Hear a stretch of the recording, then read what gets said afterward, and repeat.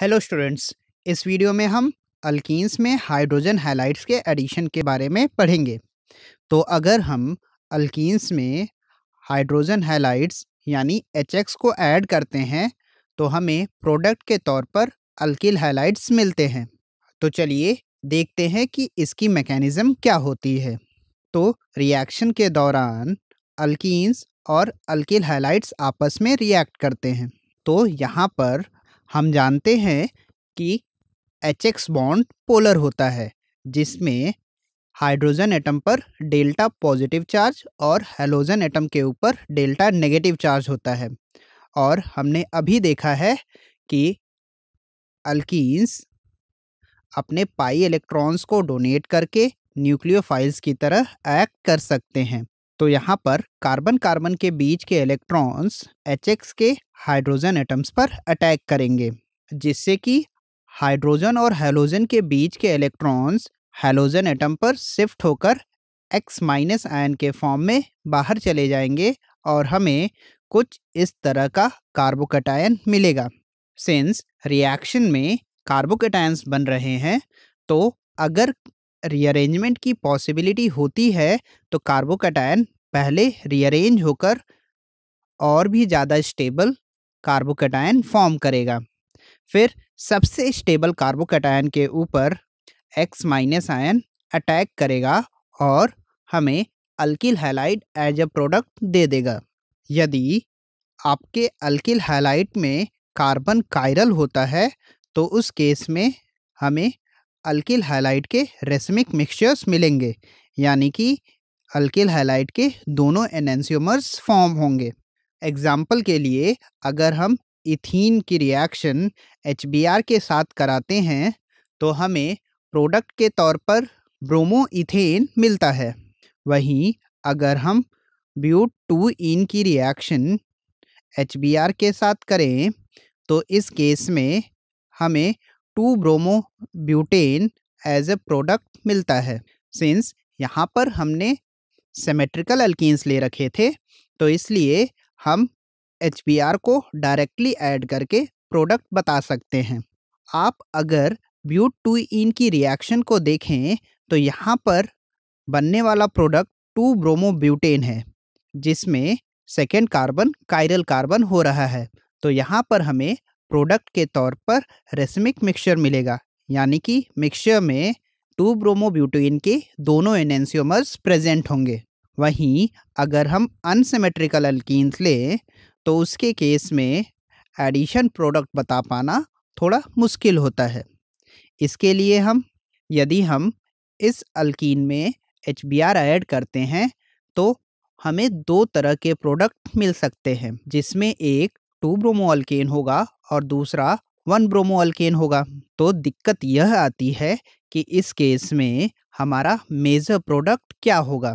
Major product पता करने के लिए हमें इस रिएक्शन की मैकेनिज्म को देखना पड़ेगा। तो अगर हम प्रोपीन लें, जो कि एक अनसिमेट्रिकल अल्कीन है, इसकी रिएक्शन HBr के साथ कराएं तो वह कुछ इस तरह से होगी कि अल्कीन्स के पाई इलेक्ट्रॉन्स HBr के H एटम पर अटैक करेंगे, जिससे कि HBr के बीच का बॉन्ड टूटकर ब्रोमीन पर शिफ्ट हो जाएगा और हमें कुछ इस तरह के 2 कार्बोकैटायंस मिलेंगे, जिसमें पहला कार्बोकैटायन 2 डिग्री कार्बोकैटायन होगा जब हाइड्रोजन कार्बन 1 से अटैच होगा। वहीं दूसरे केस में बना हुआ कार्बोकैटायन 1 डिग्री कार्बोकैटायन होगा और यह तब बनेगा अगर हाइड्रोजन सेकेंड कार्बन से अटैच होता है। यदि हम इन दोनों कार्बोकैटायन की स्टेबिलिटी को देखें तो हमने पढ़ रखा है कि सेकेंड डिग्री कार्बोकैटायन ज़्यादा स्टेबल होता है as compare to 1 degree carbocation. तो सेकेंड डिग्री कार्बोकैटायन यहाँ पर ज़्यादा अमाउंट में बनेगा। अब सेकेंड डिग्री कार्बोकैटायन पर ब्रोमाइड आयन अटैक कर हमें 2 ब्रोमो प्रोपेन दे देगा।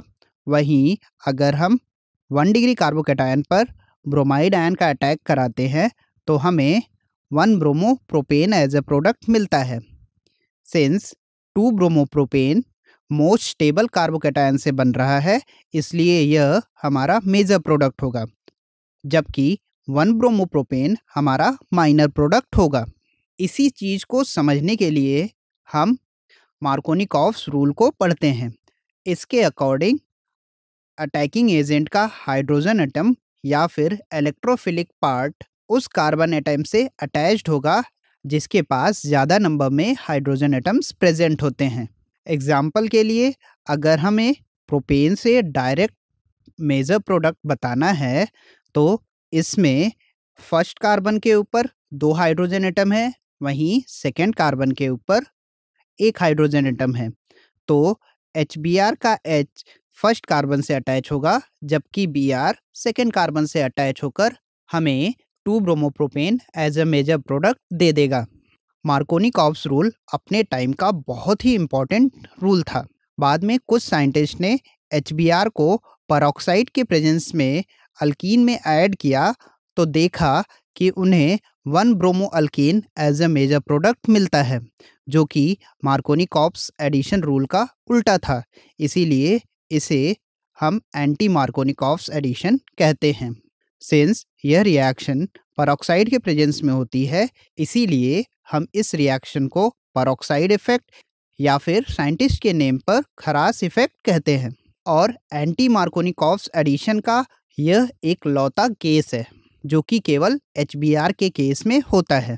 तो चलिए देखते हैं कि परऑक्साइड के प्रेजेंस में ऐसा क्यों होता है। रिएक्शन के लिए अगर हम बेंजोइल परऑक्साइड लेते हैं और हम जानते हैं कि परऑक्साइड में प्रेजेंट ऑक्सीजन ऑक्सीजन बॉन्ड्स काफ़ी वीकर होते हैं, तो बहुत ही स्मॉल हीट से ऑक्सीजन ऑक्सीजन के बीच का बॉन्ड होमोलिटिकली ब्रेक होकर हमें कुछ यह रेडिकल देता है। सिंस यह रेडिकल भी काफ़ी ज़्यादा अनस्टेबल होता है, तो यह कुछ इस तरह से CO2 रिलीज कर फिनाइल रेडिकल फॉर्म करता है। यह फिनाइल रेडिकल HBr के ऊपर अटैक करके HBr के बॉन्ड को भी होमोलिटिकली ब्रेक करता है और हमें बेंजीन और ब्रोमीन रेडिकल देता है। यह ब्रोमीन रेडिकल अनसिमेट्रिकल अल्कीन में 2 तरह से ऐड हो सकता है। यदि यह कार्बन 1 पर अटैक करता है तो वह हमें कुछ इस तरह का अल्काइल रेडिकल देता है जो कि 2 डिग्री फ्री रेडिकल होता है। अगर ब्रोमीन रेडिकल सेकेंड कार्बन पर अटैक करता है तो वह हमें कुछ यह रेडिकल देता है। यह हमारा 1 डिग्री फ्री रेडिकल होता है और हम जानते हैं कि 2 degree free radical 1 degree free radical के कंपेयर में ज़्यादा स्टेबल होता है। अब ये फ्री रेडिकल HBr के ऊपर अटैक करके वहाँ से हाइड्रोजन को रिमूव करके रिएक्शन को आगे बढ़ाते हैं, जिससे कि हमें फर्स्ट केस में 1 ब्रोमो अल्केन और सेकेंड केस में 2 bromo alkane as a product मिलते हैं। सिंस फर्स्ट केस में बना 1 bromo alkane most stable reaction intermediate से बना है, इसलिए यह हमारा मेजर प्रोडक्ट होगा, जबकि 2 ब्रोमो अल्केन हमारा माइनर प्रोडक्ट होगा। तो एंटी मार्कोनिकॉव्स रूल के अकॉर्डिंग परऑक्साइड के प्रेजेंस में असिमेट्रिक अल्कीन्स में HBr को ऐड करते वक्त Br उस कार्बन एटम से जुड़ता है जिसके पास ज़्यादा नंबर में हाइड्रोजन एटम्स प्रेजेंट होते हैं। एग्जाम्पल के लिए अगर हम 1 ब्यूटीन की रिएक्शन परऑक्साइड के प्रेजेंस में HBr से करते हैं तो ब्रोमीन एंटी मार्कोनिकॉव्स रूल के अकॉर्डिंग उस कार्बन एटम से अटैच होगा जिसके पास ज़्यादा नंबर में हाइड्रोजन एटम्स प्रेजेंट हैं, यानी कि कार्बन 1 पर अटैच होगा और हमें 1 ब्रोमोब्यूटेन एज अ प्रोडक्ट देगा। आई होप आप मार्कोनिकॉव्स एडिशन और एंटी मार्कोनिकॉव्स एडिशन को अच्छे से समझ गए होंगे।